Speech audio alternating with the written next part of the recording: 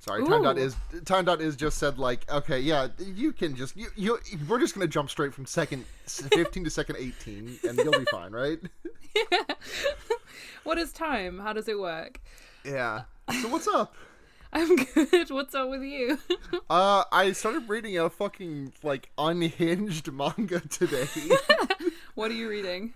I might cut this because it is truly like that level, but it's called Oshi No Ko, and it's the premise of so the premise of this is gonna make it sound insanely horny, and I don't want to I don't want to pretend like it's not horny, but like. Okay.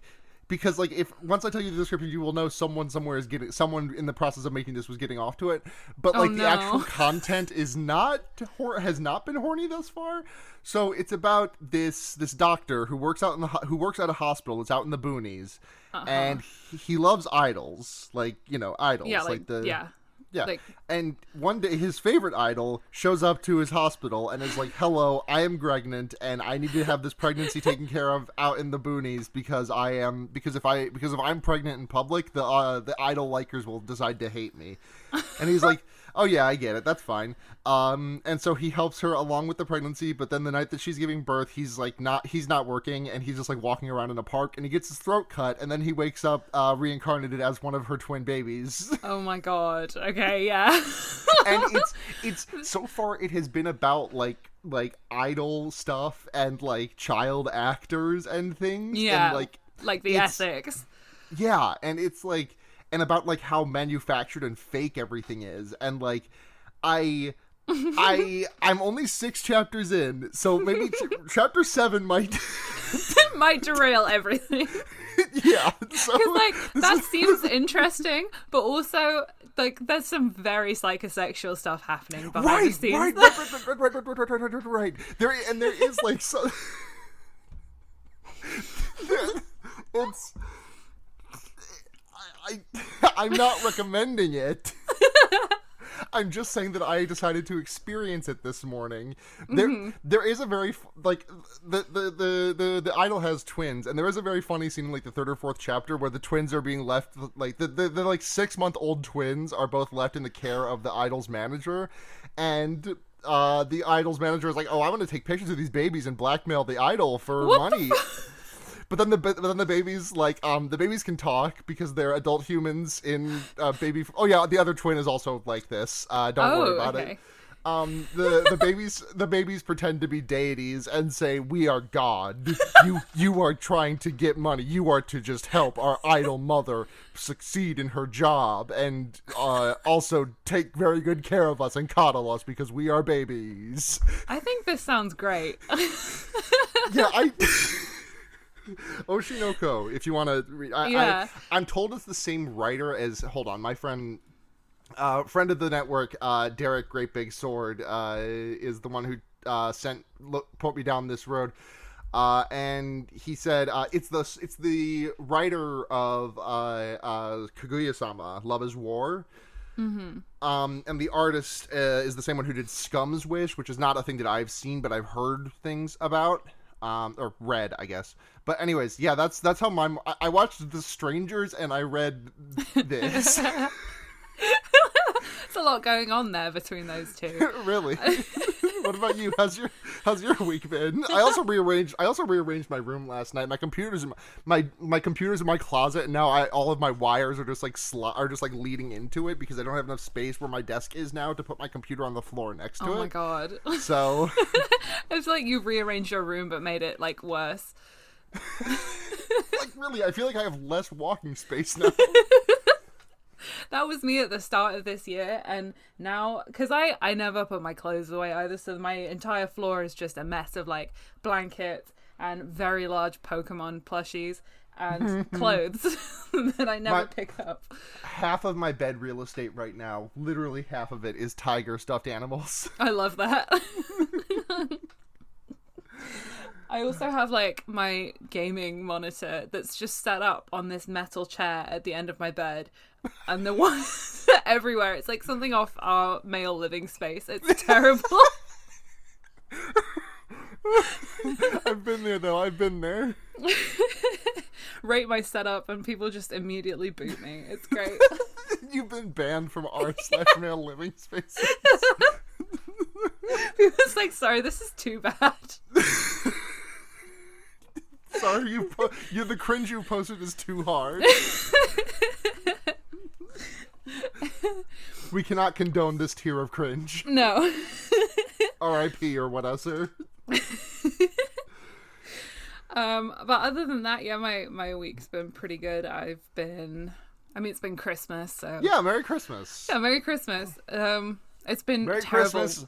Merry Christmas and a happy Friday the 25th to all of my Jewish friends who received Merry Christmas. I tried to do my best to not like I there were like twice on Christmas Day that I had to stop myself from like just texting my Jewish friends at Merry Christmas.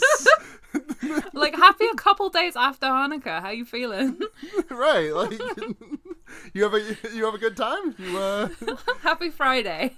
you enjoy your latkes? You latkes is like the only thing I know about Hanukkah. Like, I mean, I know like the history and everything, but like in terms of like modern day, Yeah, like what people do. what you do, like I saw a lot of latkes, and I gotta say, I kind of want to make some fucking latkes. Yeah, they look good. Right? I think I had them like once in like second grade as a holiday, like learn about other cultures' holidays things.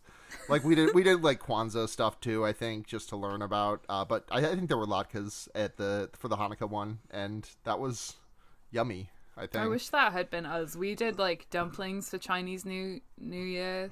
Ooh. And no, but we made them when we were all like 7, and like that put me off dumplings for the next 20. Like, they were so bad. They just tasted of uncooked dough. Dumplings are so good. They are. You just did them like that. Yeah. We put everybody off Chinese New Year and Chinese food at large. Yeah. It's All been right. terrible weather here, so I've just been inside. Oh yeah, it's been wintry as hell. I mean, yeah, like no reason to go out anyways, right? Like, what are you gonna do? No, I mean, I'm gonna go clubbing and lick all of my friends. God, I would kill to be able to lick all of my friends right now. I'm gonna go out and just start spraying germs again. Will I ever be able to return to that same comfort of just licking my friends that I was at before? Can you ever go back? I don't know. Right, like... Ugh. The first time I actually kiss someone after this quarantine is over is going to be the I'll have been running cold for because I'll have been running cold for a while on top of it, but also it's like, is this okay if I kiss harder? Will there be more possibility of COVID somehow finding its way in? Like it's I consent, I don't, and it's COVID-19. Like, yeah. In the The COVID can't get you if you keep eye contact with the person the entire time. Oh fuck! I have to keep my eyes shut. I don't know what to do with them.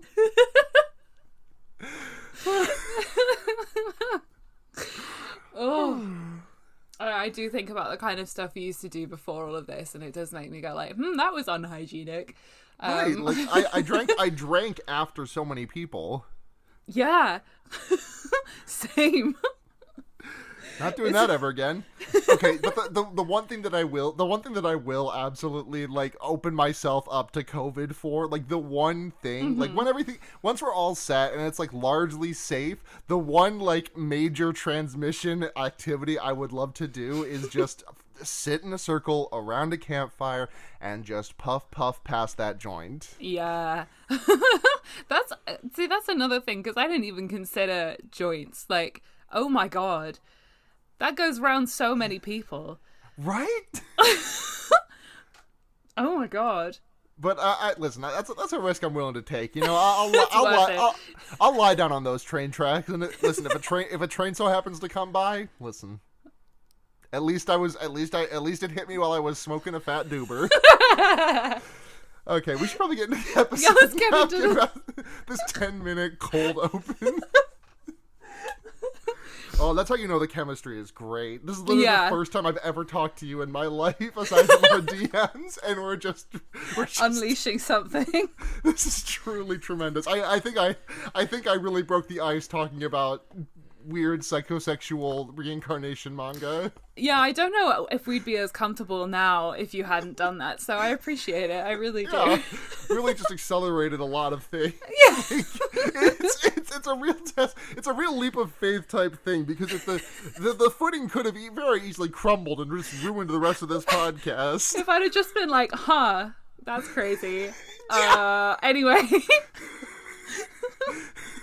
Good for you, I guess.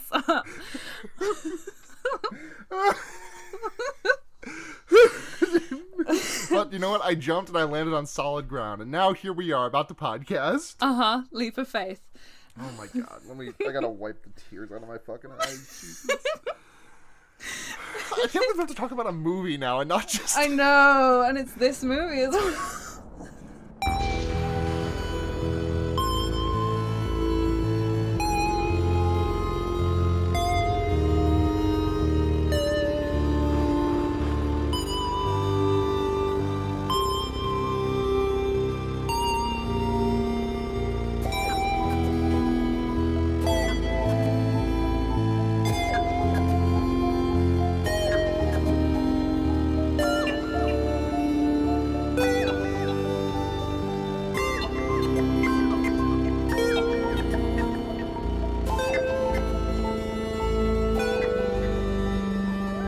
Welcome to Fear Baiting, everyone. It's your number one home invasion movie. We haven't done one of those in a while, I feel like. I'm you know what? I'm going to take a quick moment to just look at our recent movies to see when the last time we did one that was actually like qualifiable as home invasion. Let's see. I guess Saw is kind of a no. Saw is not a home invasion. Saw is you being Someone forced else's to invade a basement. home. Yeah. Yeah. It's someone else's dingy bathroom. Yeah. Someone else's gross toilet. Yeah. Man, it's been a while. I'm scrolling and I'm not getting nothing. Wow, has it really been so long since we did home invasion of any variety? That's ridiculous. I'm glad that I can bring this back for you. Yeah, I appreciate that. I'm Sarah, and I'm joined this week by brand new friend just out, Lou. Hi, it's nice to be here. Yeah, introduce yourself. Tell the audience a bit about yourself. Tell us what kind of horror movies you like. Do you have a favorite subgenre? What's your history with the genre? My name is Lou, or Luce, or it doesn't Lucy, whatever. All is good. I co-host Who Watches the Watch, and also Fred Says Fuck. Although we haven't done an episode in a really long time, we'll get around to it. I promise. And I don't know, I'm thinking about like my start with horror. I like sad ghost movies. I got really into Hill House a while ago. I rewatched it like last week and cried the whole time. It's great. I like ghosts. I kind of started horror with like, I think The Woman in Black maybe was my first one, which I still maintain is rated too low because it's like a 12. I don't know what that is in US ratings, but it feels out very of what? low. Wait, out of what? 12 out of what? No, like 12 age. Oh, like Peggy. Okay. Yeah. Okay. Yeah, probably PG-13 here then. Yeah. And that scared the, like, can I swear? We're swearing, right? Oh, yeah. Yeah. I was gonna say, yeah, no, that scared the shit out of me when I was young. You can say the word psychosexual, but you cannot say the word fuck. Also, I'm glad you can't swear, because otherwise I would have had to censor your podcast name. Fred says... Yeah, I literally already... Well, we are Fred Says Funk on anywhere you get your podcast, because they're cowards who won't let you say the naughty words. I was actually thinking about that the other day. I was like, can you just put a podcast on iTunes titled Fred Says Fuck? You cannot. With Fred Says Funk. That is such a... Yeah. Dean, remember, they let Dean Supernatural say shit on that show. They did. Well, that was actually a Scooby-Doo episode of Supernatural, not a Supernatural episode of Scooby-Doo, but I digress. Yeah. And it wasn't very good either. I don't know if you've listened to our episode about that, but it's a very weirdly horny episode. Of all the words I expected to come out of your mouth describing that episode, I can't say weirdly horny was one. How? What? I mean, it's just the way that Daphne and Velma are drawn is like a bit more. Wait, is that the one where they're wearing like they have like the outfit swap that everyone loves to screen cap and say this is lesbians? No, I don't know where that one's from. I think that's probably Mystery Incorporated, and that one I'm fine with. No, this one's like they're wearing their normal clothes, but they're very, very tight and shiny suddenly, and I'm like, oh, sick. Hold on. Also, Dean and Velma Supernatural. Let's just take a look, see at what's going on here. Also, she does. Wow, she kisses Sam, huh? Yeah, Velma kisses Sam, and Dean flirts with Daphne the entire time, even though she's 16. It's not a great watch. Yeah, to be honest with you. I'm looking at this picture of Velma, and her titties are a little bit vacuum sealed in there. Yeah, they are. This is like the theory I have that for some stuff, like whoever's drawing it needs to crank one out before doing it, just to get it out of their system. Right. God, just looking at oh, I didn't realize Castiel was in this one. Of course he is. Yeah. This Scooby-Doo cast. Okay, so Scooby-Doo Jared Padalecki looks like fine. Scooby-Doo Misha Collins looks kind of funny. Scooby-Doo Jensen Ackles is an abomination. Why are this man's lips that big? He's juicy. This man is giving Fred some of the best brain of his life in the back of a mystery.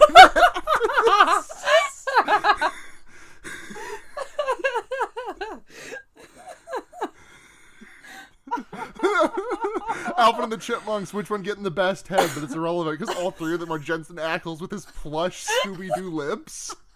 I hate that you said that. Sorry about it.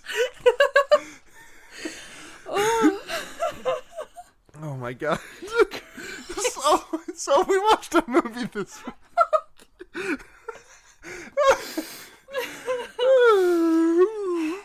Yeah, we watched a movie.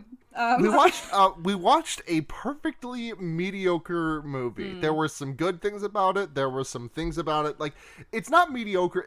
This movie is not just like a flat line. This movie is high highs and low lows for me. Mm-hmm. Yeah, I think I might be tending towards the lower side on this one, but I am interested to see what I will agree with you, because there are good bits. There are, yeah. I think like that one line from the movie that everyone knows, why did you do this? Because you were home. I think that's a good line. That's good. That's fucking scary. Mm-hmm. Any house in America, there ain't no reason for them. But before we get to that, we watched this week The Stangers. The Strangers 2008 film starring Liv Tyler and Scott Speedman. That's his name. His name is Scott Speedman. Good for him. Speedy Scott.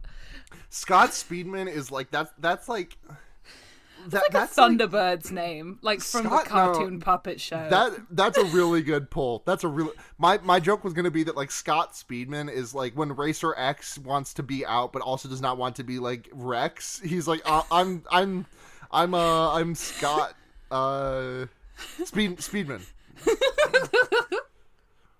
Let's see what else was Scott Speedman in? He was in a movie called Anamorph, A-N-A Morph. What, like Animorphs, but no, not like Animorphs. Oh what the A-N-A Morph? You can only morph into someone named Anna. I'm looking him up now because he looks sort of vaguely recognizable. He's very everyman. He was in he was listed as the Cinescape. He received the award for Cinescape genre face of the future in Underworld (film). Oh. He was he's the doctor in Underworld, the movie where I thought sexy leather vampires. Yeah, that's Kate Beckinsale, huh? I could have sworn that was Mila Jovovich. Oh. I haven't seen it in so long. Yeah. This guy's so bland looking. I'm sorry. He's been in like nothing. He's been in like nothing. Oh yeah, that's weird. Yeah. I don't think he's unattractive. He's just like. He's just right. He's like, just that's a guy. Yeah, right. Like I'm looking at him and like this is like not like the first cut member of NSYNC, but like when they were down to like 8 guys that they had locked in, their 8th cut was this guy. Going from 8 to 7 was this guy. This is one of the guys who gets to the 2nd episode of The Bachelor but still doesn't have any screen time.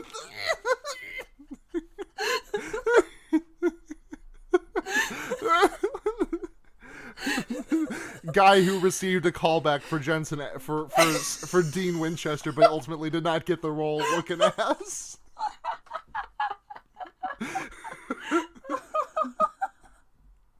You're so right.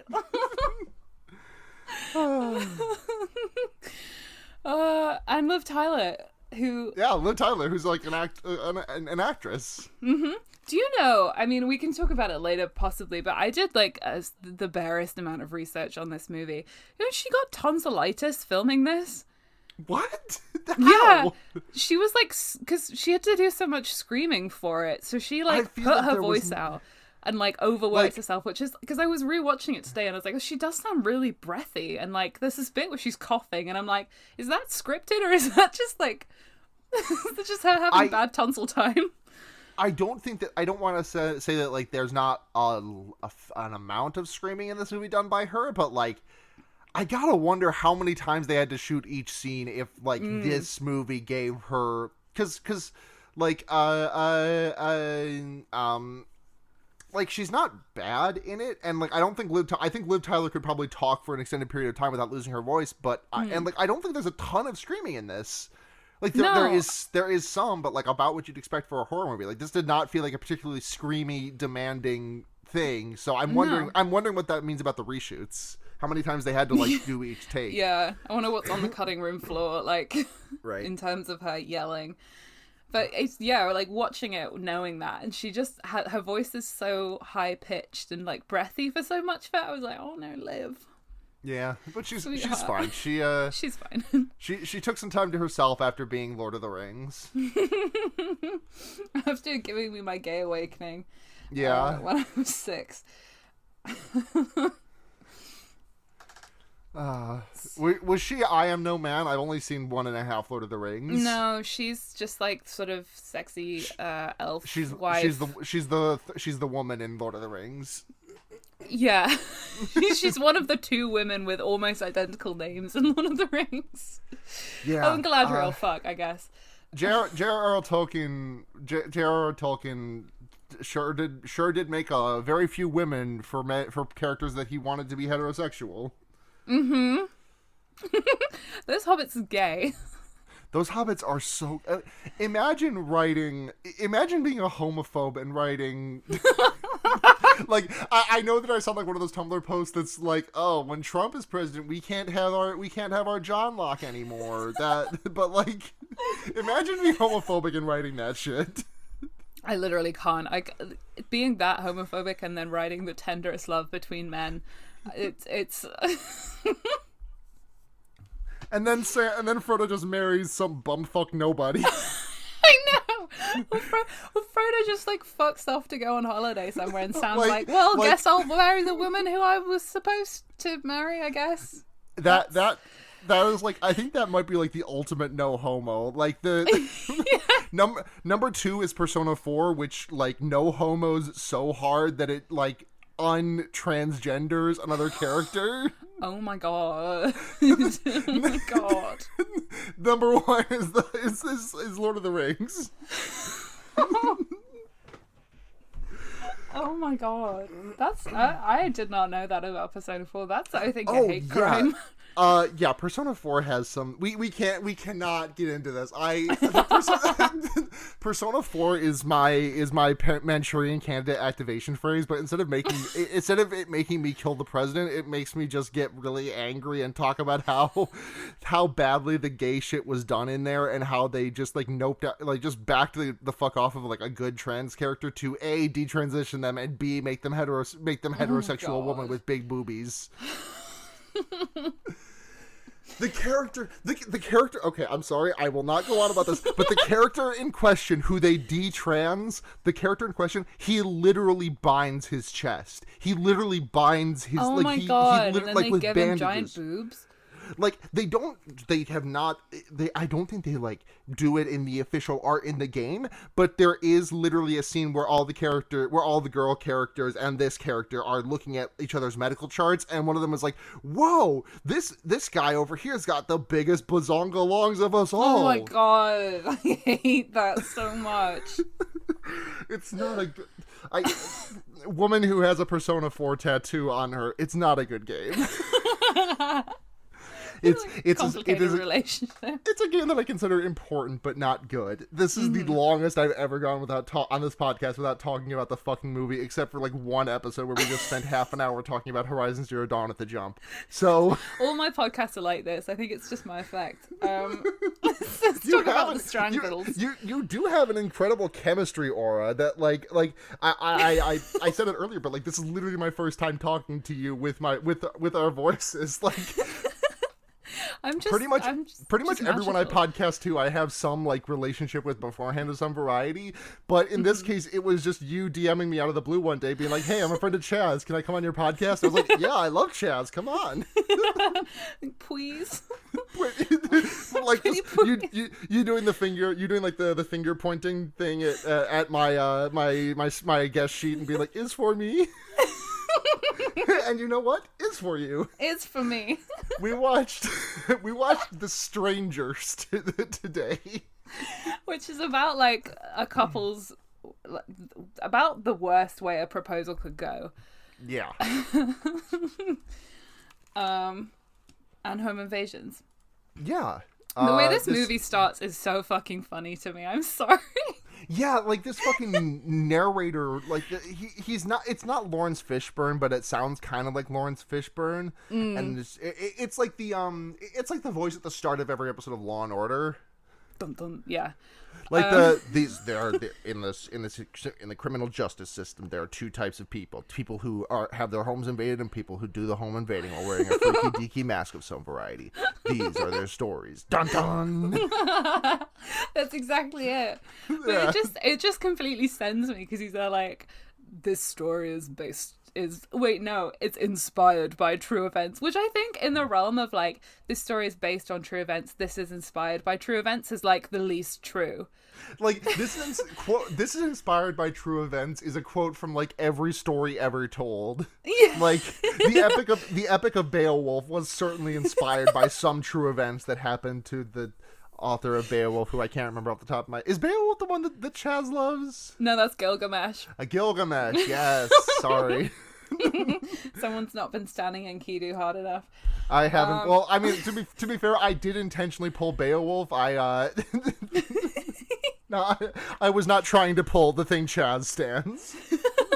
But I should be standing Enkidu harder. I know. I'm aware. Yeah. I love the way this film just starts like, this is based on true events, and then says like, these couple went home after a friend's wedding, and then we don't know what happened, and it's like, oh, okay. Yeah, so we meet our heroes. Well, actually no. This movie starts with like a cold open of like two little church boys walking into an open house, right? And there's like footage of like a 911 call being played over it of like someone screaming, and we just see like some stuff that like will make sense to us in a bit of like a knife with blood on it, and there's like an axe, and there's Dennis Reynolds' there's Dennis Reynolds' corpse. Yeah, he's lying in the hallway. Yeah, he's fine. He's all right. He's okay. Yeah, he's a little bit poorly. They also find a car with a big hole in it. Yeah. So we jump back to like 12 hours prior or so, like after this couple has. We find out they seem very uncomfortable with each other currently, and we find out it's because one of we find out that it's because Scott Speedman proposed to Liv Tyler, and she was like, "Oh no, no, I don't want that. Thank you very much." Okay, and I have so many issues with this. Not only did he propose at someone else's wedding, which dick move in my opinion. Huge dick move. Admittedly, it was like at the end of the festivities. It wasn't like it was like outside and like not in the middle of everything. It was like, hey, we're gonna go home now. Also, hey, you just saw that wedding. Would you like to do that with me? is for me.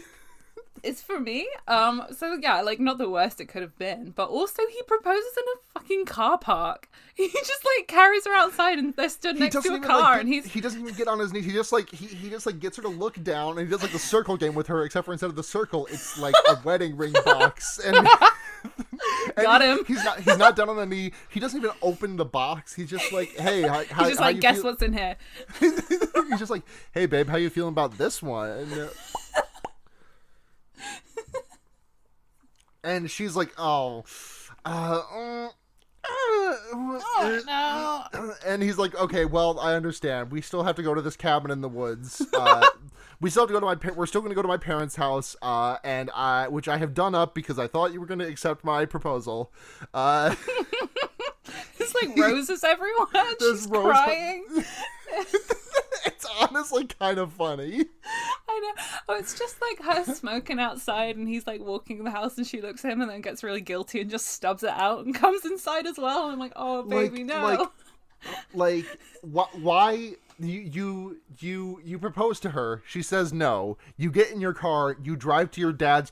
Why do you not drop her off at home? Like, take Literally. a day to decompress. You do not need to process this right now. You're both like you're both like high on wedding juice.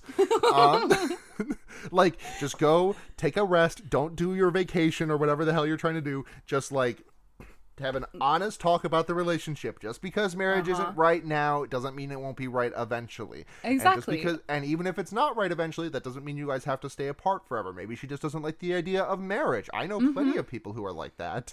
But like, bro, do not go to your dad's cabin in the woods and just like, especially when you've put rose petals everywhere and like in the bathtub. There's like a standing ice bucket for a champagne bottle out. I'm like, just avoid this whole situation. You might still be alive. Really, Spoilers. really. Oh my god. So they're having this tension and it sucks. I'm sorry, I just got caught off guard by my notes where I just said this Scott Speedman guy is a fucking brick of an actor.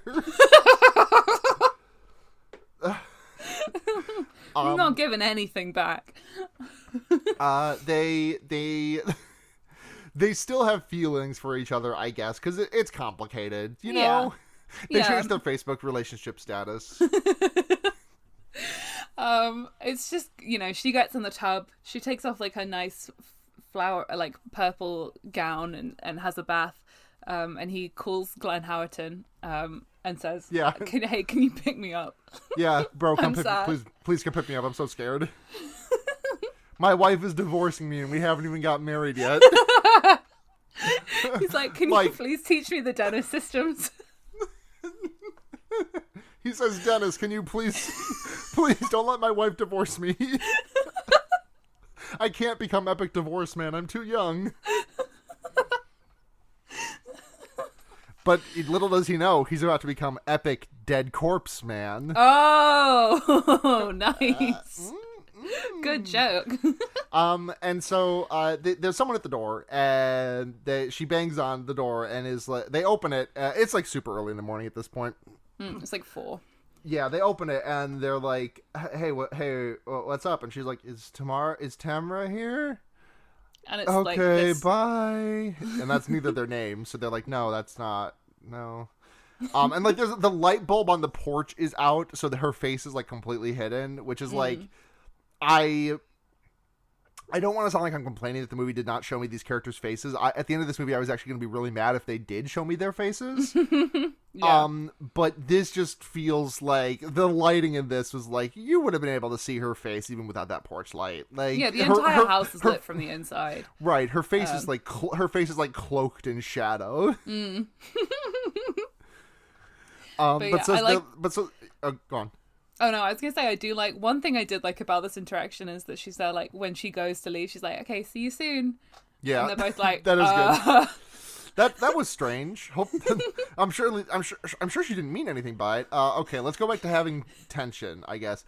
But then Liv Tyler's like, "Hey, I ain't got any cigarettes," and Scott Speedman is like, "Well, shit. Okay, I'm drunk, but I'm gonna go drive to get you some cigarettes.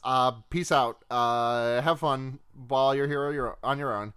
And so my notes just say that like he's doing some drunk driving, and so he deserves everything that happens to him in this movie. Liv Tyler, innocent. Scott Speedman, guilty. Deserves to be in that. Send this man to the Hague. Come on, man. Deserve it. No drinking and driving. Come on, be smart. Exactly. It's not the only drinking and driving we see in this movie, even. It's not. But I mean, they're not, like, listen. If the options are to either do drunk driving or be murdered, that's like the one exception to no drunk driving. Like, yeah. If the other option is being like stabbed or shot, I think you're allowed to do a little bit of drunk driving. Yeah, and with the drunk driving, you might still die, but at least it's in your hands. Right. Sorry. I just really imagining someone like, "I think Coolsville sucks" in me, and like just saying, "I think a little drunk driving is okay," and posting that out of context. Oh, cancelled for that one. Cancelled for my radical. Let queer women have messy takes about drunk driving.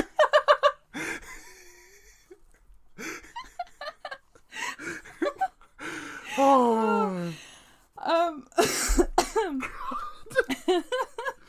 So she's just like, she puts on her vinyl and some I found out later this was Joanna Newsom that was playing, but in my notes I just wrote it down like that one vinyl like, "Welcome to my kitchen, we have bananas and avocados." Like that's just what it sounded like to me. And like it's breathy. I to be clear, that's not a bad thing. I do love Of Monsters and Men, which is a very we have bananas and avocados ass band. It is. But I am sorry, Miss Joanna. Please forgive me. Yeah, I do like that she puts on a lesbian anthem whilst walking around the house, and then she like puts on the wedding ring that he bought, and she's looking at it, and she's like, And I'm like, "Queen, we all like jewelry. Don't convince yourself into marrying this like you're piece listening of to a toast of a man." You're listening to a lesbian anthem, and you're just thinking about how nice it would be to be married. Wait, listen, you're Liv Tyler. There are plenty of women who would be like throwing themselves at your feet. Mm-hmm. You're Liv Tyler. You can get a woman who is like it is literally the worst woman who would be willing to sleep with Liv Tyler is probably a better person than the Scott Speedman guy.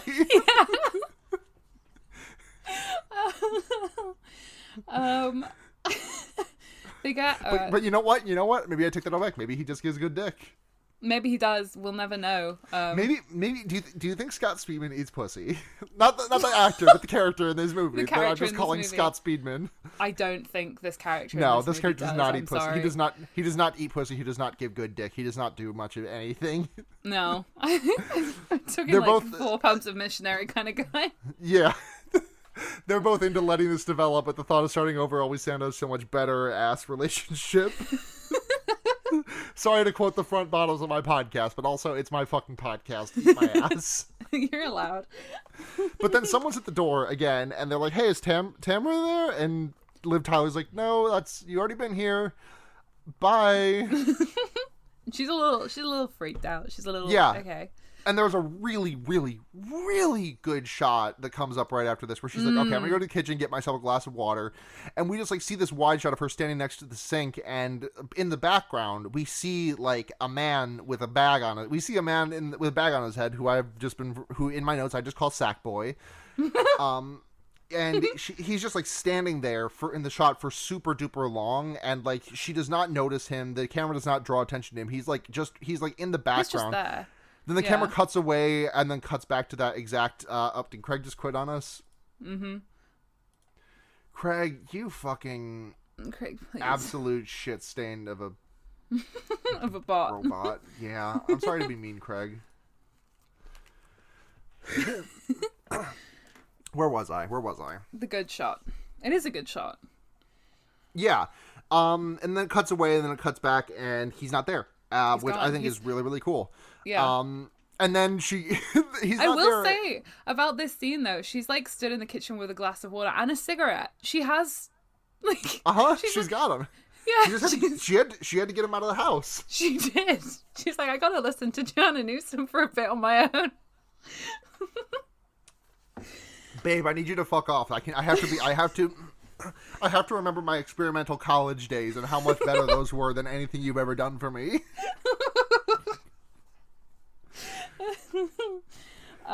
She's just sitting in there listening to Joanna Newsom and thinking about how the woman she loved for 2 weeks in sophomore year gave her more affection than Scott Speedman has in 4 years of relationship.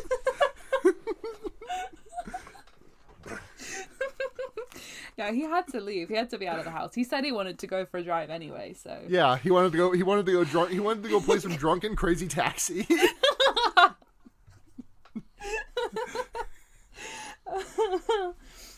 Hey, it's time to make some drunken money. Are you ready? Here we go. Yeah. It's great. So Sackboy was in the house, but then she hears like a door closing, and then she goes to the window and gets jump scared by Sackboy, which I really respect the hustle of being inside the house that you are attempting to home invade, and then walking out of it just in order to scare someone. Yeah, I will say, like, that's a very scary shot, but it does shatter some of the illusion for me, because like the next half hour is her, or whatever, is her and him being like kind of freaked out that people are trying to get in the house, and I'm like, well, they can already get in, so they're just fucking with them completely, which is kind of fun. It's like I do like that though, like the like it's very it's not the exact same, but the second Jigsaw killer, how their traps are like inescapable, like you put yourself through all the pain, but then the key doesn't work anyways, and then you get your lungs ripped open. Yeah. You have to stick your hand in acid for nothing. Yeah. God, that scene sucks. Yeah. Yeah. I would hate to stick my hand in acid for any reason, but it was for no reason? I know. Damn, that's cold. Awful. She sees, I feel like she also sees Scary Mask Girl, and there are two Scary Mask Girls, and I don't know which one it was. I have not written a very helpful note about this one. Sorry, what was your note? I said she sees Scary Mask Girl out the window and then promptly trips over every chair in the house. She does do that. That does happen. She looks out the window and there's a Scary Mask Girl and she's like, oh fuck, I have to run away. And then she like crawls into a bathroom or something and she's like, oh fuck, they're coming to get me. They're gonna get me. But then it's just Scott Speedman who's there and he's like, what are you talking about, babe? You're being crazy. No one came into this house. You definitely did not see a person with your own two eyes trying to get into this damn household. But no, the thing is, she doesn't even crawl into... She crawls into the bedroom, tries to hide under the bed, and Liv Tyler is too thick to get under the bed. So she, like... Her ass is too fat! Yeah, she can't get under the bed. One of the many reasons her sophomore year lesbian loved her so much. Because exactly. Liv Tyler, age 19, had an ass that just would not quit. But then for some reason she like grabs the bedside lamp and like messes around with it, and then it breaks everywhere, and she's like, oh no, glass. And it's like, well, why'd you pick it up? You're gonna use this giant lamp as a weapon? Listen, when the chips are down, you gotta swing what you got. If the family from A Christmas Story got home invaded, you'd think that dad would not be using that Christmas leg lamp to beat the shit out of someone?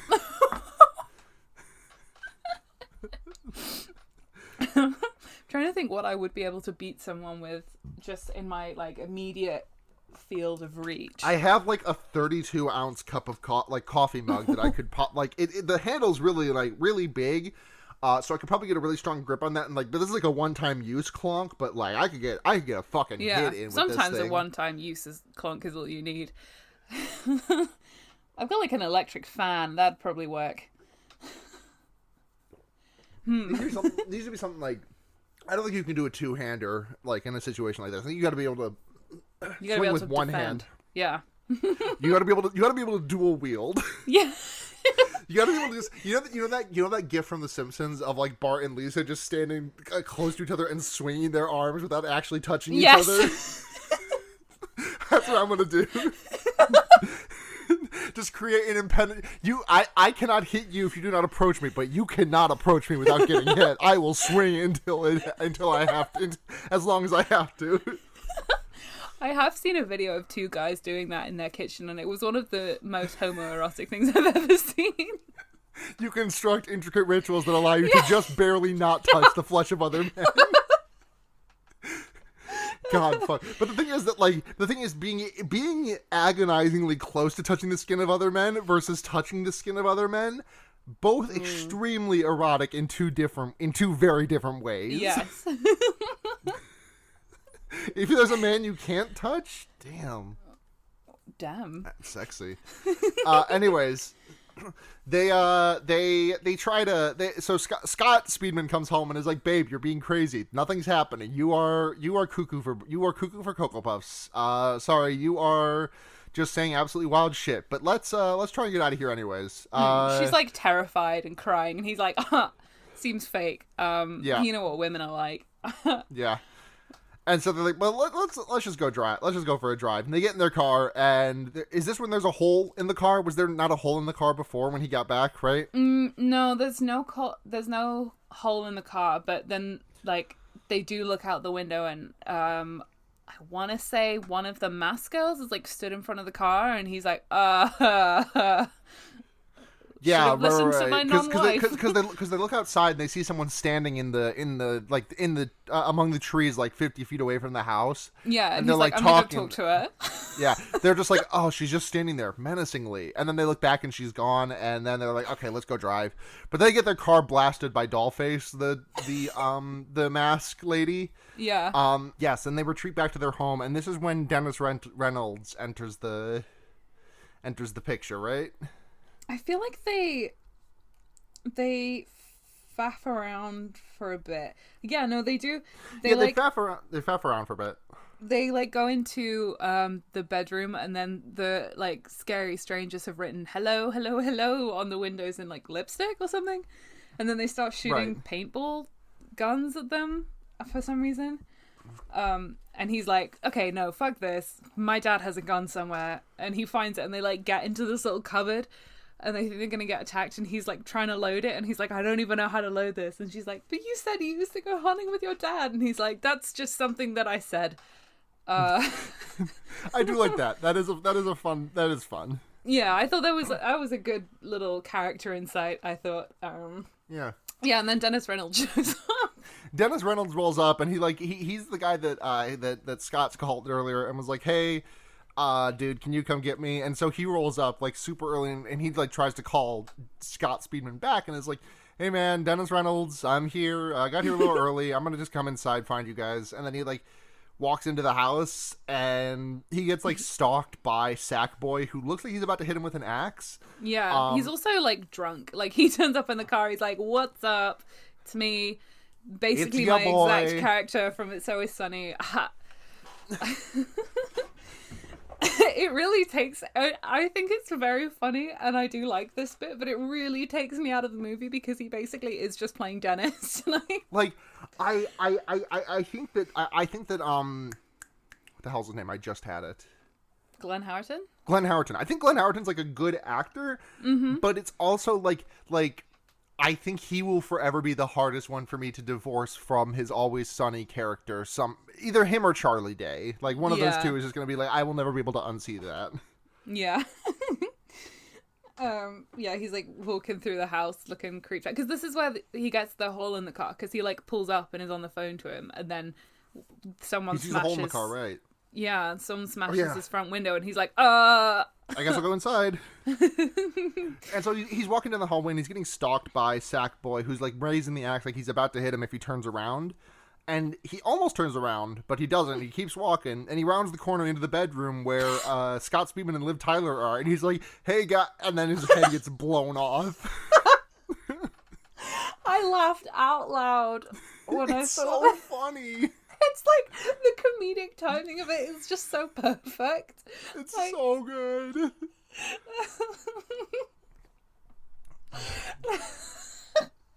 Because they had this like long, slow build up of him walking down the hallway, and there's like this song playing in the background. The song shuts off, and he's like, "Hey, guy." He's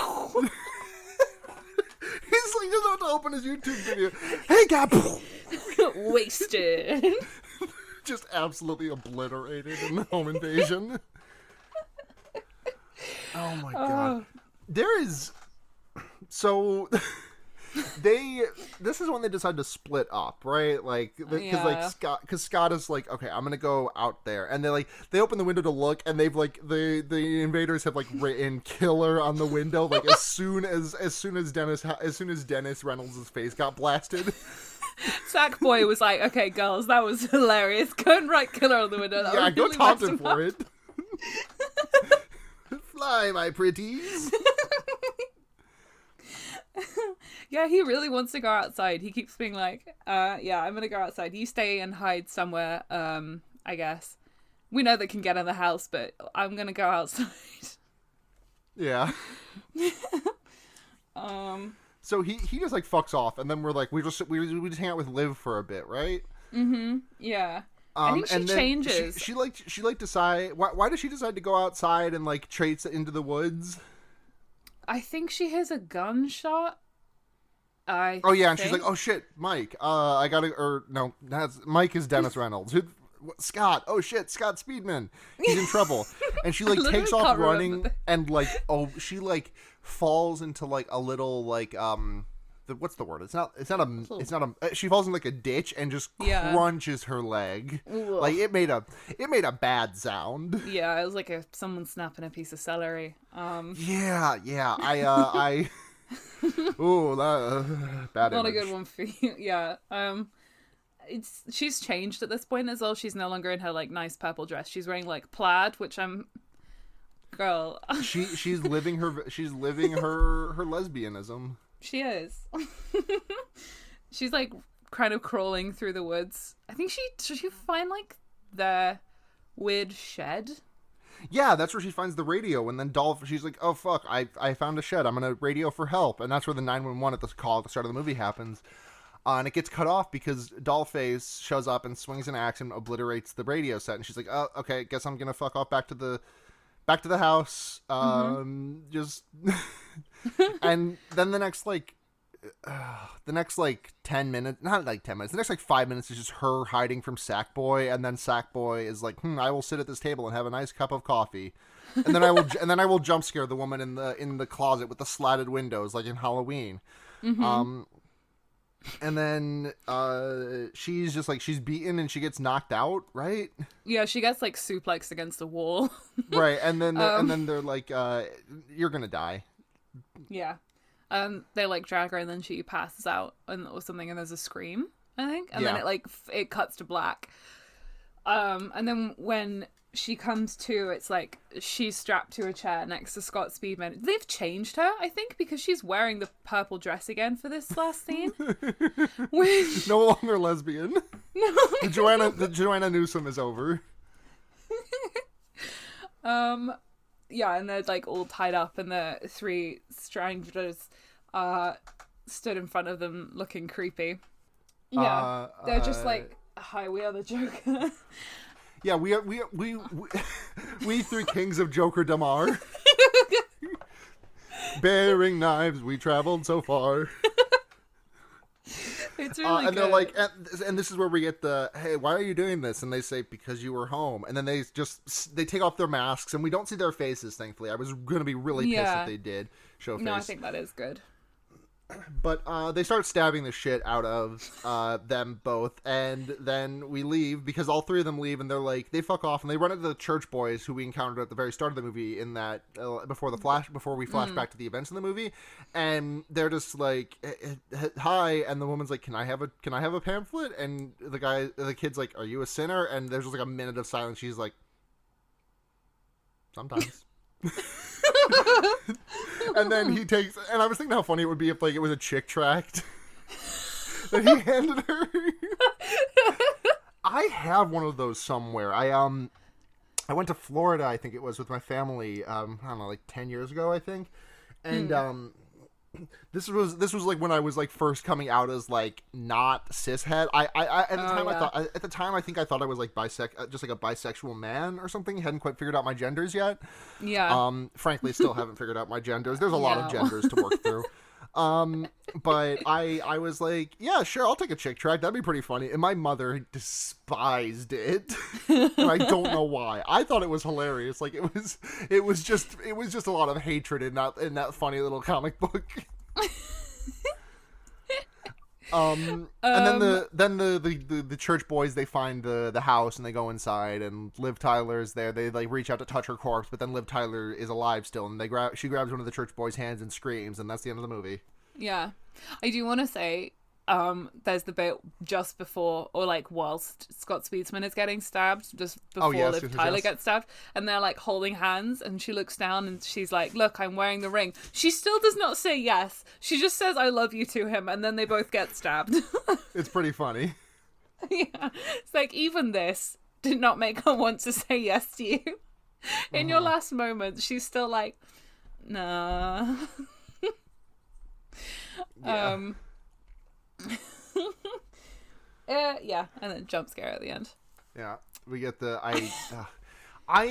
the thing about this movie is that some of the quiet, scary moments are truly incredible. Like I think that there's like a lot of really good stuff. Like the you know that shot in It Follows when they're all just like sitting in the car talking to each other, and there's that like there's that girl like you can see in frame just walking straight towards the car that they're all in, and it's never addressed. Like that's one of my favorite shots in that movie. And like this movie is like when this movie is humming on all cylinders, it hits that. But the thing is that like it doesn't feel confident enough in that, so it also does like really really loud jump scares that I just think do not need to be here. Like maybe one I could deal with, but like it's just like just blaringly loud, and with how quiet the rest of the movie is, it's really just like it's really jarring. Yeah. There's some good bits of this. I like where Liv Tyler's running around the house and the record's skipping.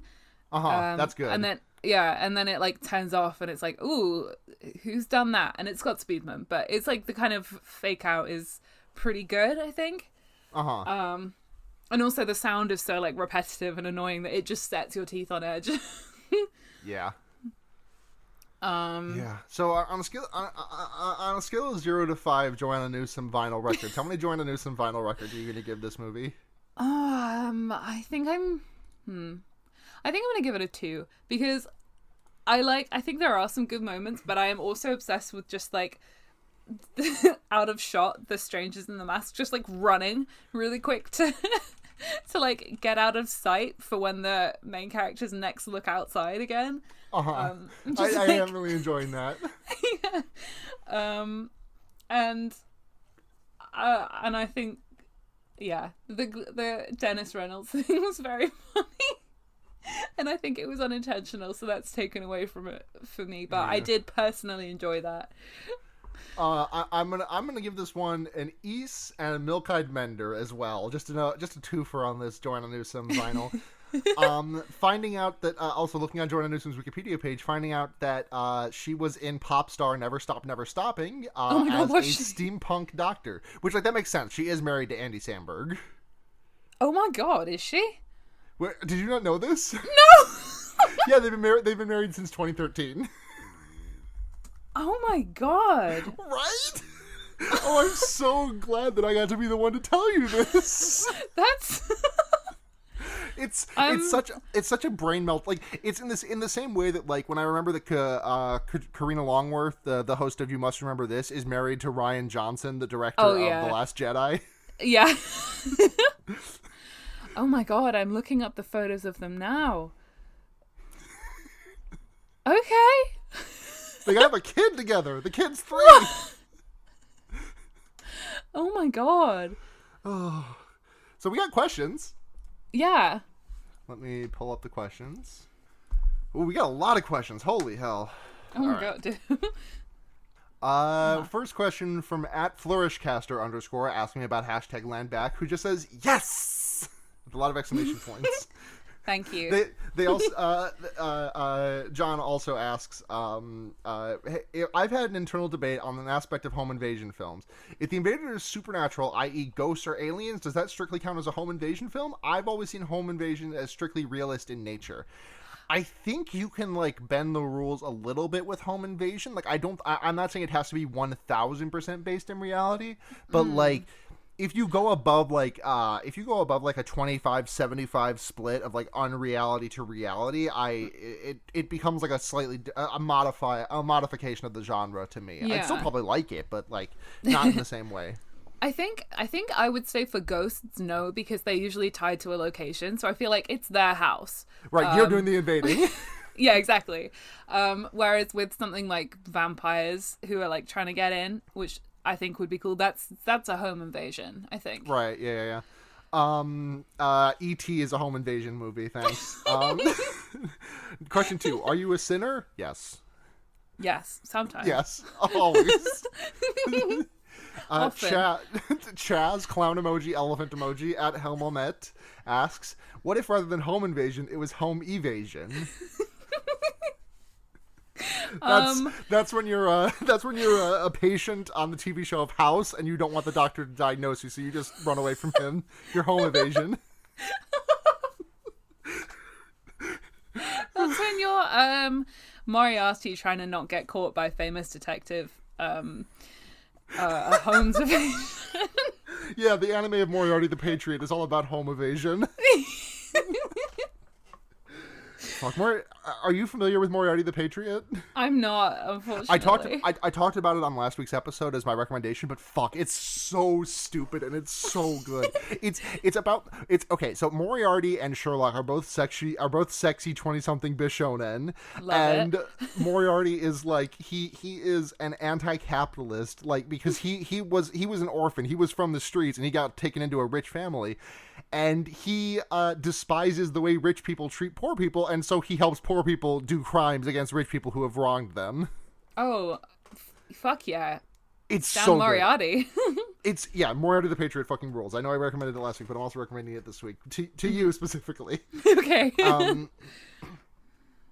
Genius basketball understander @Janos Scapavati asks, if they made a movie about how a girl can be tall, would that be scary or what? Now, are you particularly tall as well? Are we like, is this a meeting of the tall minds happening here? I am also tall, yeah. How tall are you? I'm 6 foot. I'm 6'6". We're oh my god! Yeah, you are I'm significantly taller than me. I'm very large, but in my defense, I'm also not cis. Yeah, I mean. You are very tall for your genetics. I'm very tall for my genetics. That's good though. Listen, tall I girls love are this good. for us. I would love a movie about a girl being tall. That's like, you remember that scene in again in It Follows where the really tall guy walks through the door? What if it was like a really tall girl with like a big butt?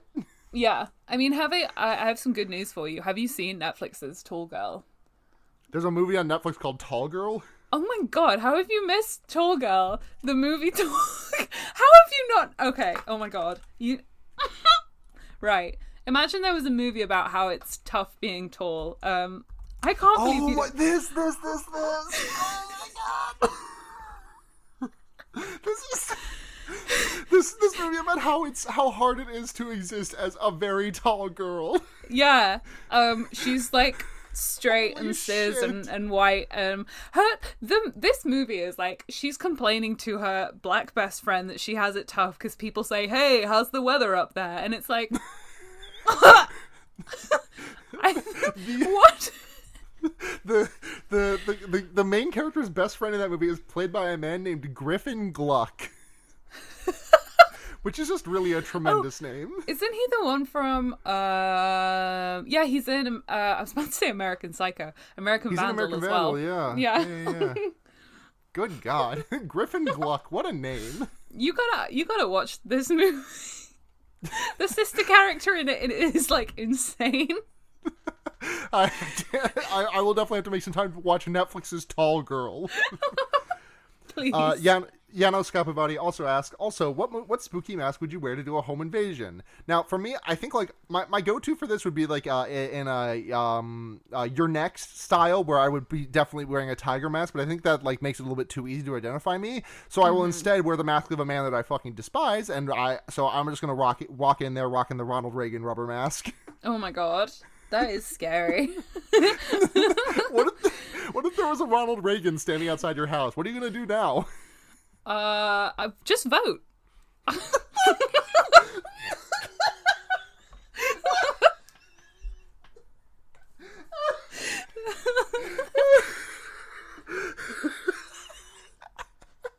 I would Pokemon go to the polls. Oh my god. I have no idea what mask I would wear, but I think I'll join you with this one, and I'll say I'll go as Nixon. Let's go. The Presidential Murder Squad. Oh my god. Lastly, from @MilkSuccubus1, Milk Succubus Clownface Elephant. If you had to pick a, quote, bananas and avocados ass song, quote, to be home invaded and murdered to, what would you pick? Trying to think of song, like, I'm trying to think of some other like musicians that fall into the genre of bananas and avocados ass songs. I don't know enough Joanna Newsom to shout her out.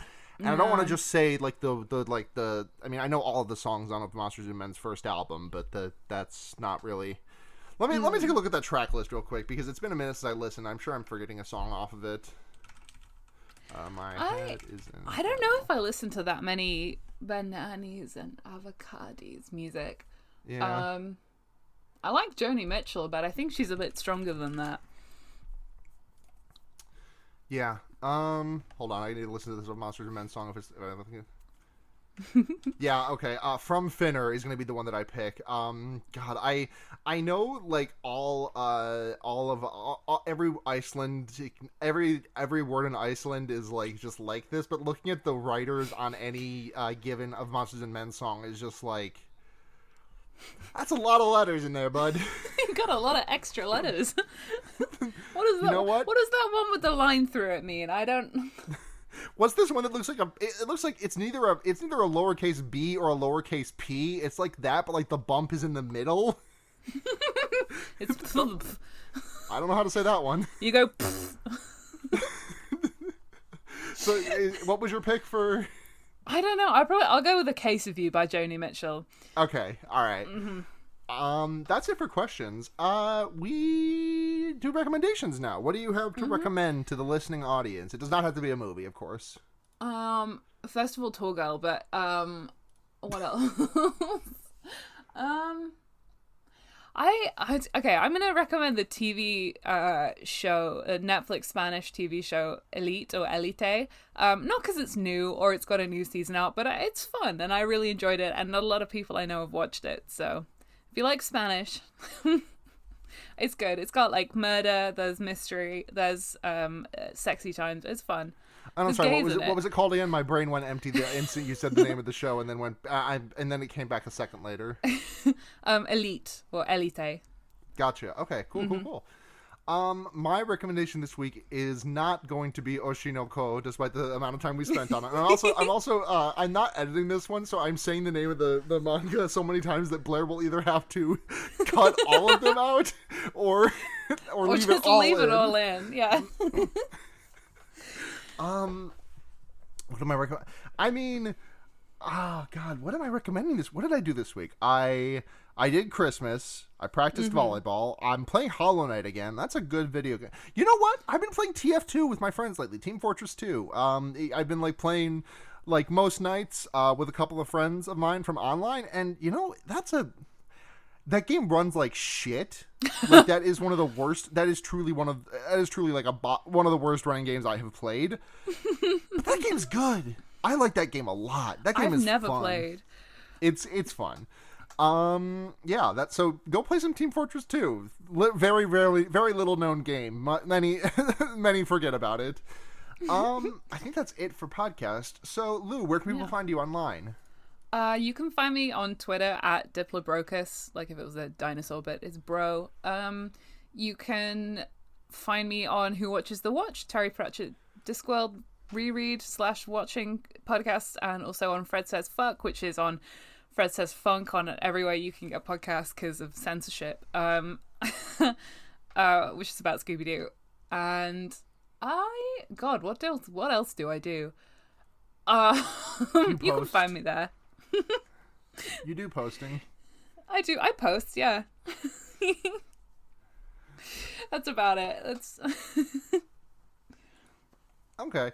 Thank you very much for coming on. This was an absolute blast. I don't want to say this to give people the wrong idea, but I really appreciate I'm glad that you basically strong-armed your way onto the show, because this was an absolute delight of an episode to record. I'm glad that I was brave enough to do it. I was like, I really want to be on this. I'm just gonna message, like, what's the worst that can happen? She says no. Shoot your shot. It's 2020. What could happen? Exactly. I've got nothing else on. Oh god, I just went to your Twitter and I just found the tweet from Holly Iridescent of worst musical episode choice Riverdale can do next. And Hamilton just running away with it. I voted for... What did I vote for? I think I voted for... Oh, God, what Lolita is up there. Yeah. The producer is also. In my mind, I think genuinely the worst one they could but would do is Rent. Oh. Yeah. But... oh my god, fucking, oh my god.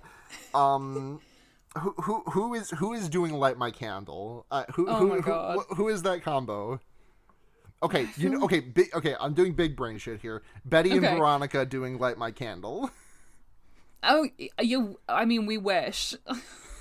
Honestly, it would be. God, it would be Archie. The worst crime that Riverdale ever did is the fact that when I found out there was a Heathers musical episode, I was like, I don't know much about Heathers the musical, but I do fucking love the song of Candy Store. I haven't listened to much of the rest of it, but Candy Store is one of my favorite. Their rendition of Candy Store is fucking dog shit. Absolute garbage. I'm sorry. They're so funny going back to rewatch it, and they've like ADR'd in all the sounds of them like slapping their hips and whipping their hair, and once you notice it, it is unbearable.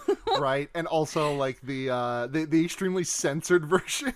Yeah, which I'm like, if you're gonna do Heathers, like, let them sing about sucking off some footballer in the back of a car. Yeah, I feel like Riverdale said worse before. Oh, Riverdale has absolutely said worse.